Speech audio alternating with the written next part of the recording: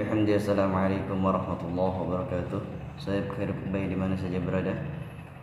Dakwah santun dan damai, puji serta syukur kehadirat Allah Subhanahu wa taala. Salawat serta salam kepada junjungan Nabi besar Muhammad sallallahu alaihi wasallam. Saudara-saudaraku sekalian yang saya cintai, dalam kehidupan ini kita sebagai manusia memang tidak pernah luput daripada dosa, tidak pernah lepas daripada kesalahan. Al-insanu mahlul khata wal nisyan. Manusia itu tidak pernah lepas dari kesalahan dan lupa.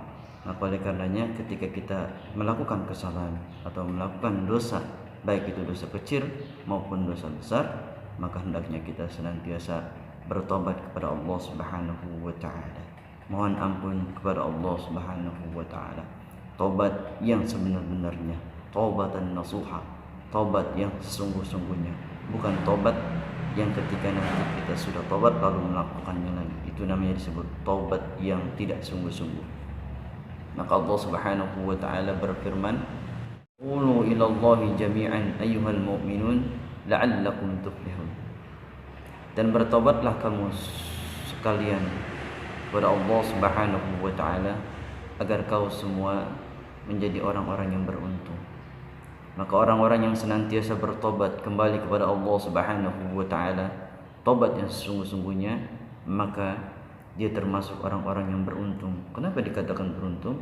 Karena orang-orang yang bertobat itu dosanya akan dihapus oleh Allah Subhanahu wa taala dan dia tidak seperti orang-orang yang memiliki dosa.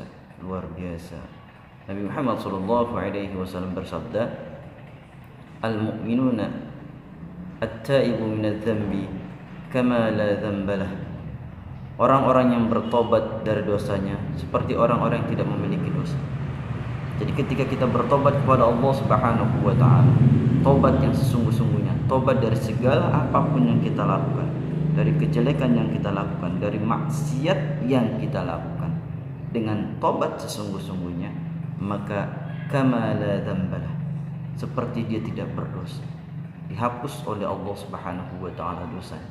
Maka oleh karenanya saudara-saudaraku sekalian yang berbahagia, ketika kita memiliki kesalahan atau kekhilafan, kita pernah berbuat maksiat kepada Allah Subhanahu wa taala, baik itu kecil maupun besar, maka kita bertobat kepada Allah Subhanahu wa taala, kembali kepada Allah Subhanahu wa taala, mohon ampun kepada Allah Subhanahu wa taala, banyak-banyak beristighfar kepada Allah Subhanahu wa taala. Bayangkan Nabi besar Muhammad sallallahu alaihi wasallam sendiri pun, beliau yang sudah dicap sebagai orang yang maksum, lepas dari dosa, tapi beliau setiap harinya kurang lebih beliau beristighfar sebanyak 70 kali dalam sehari.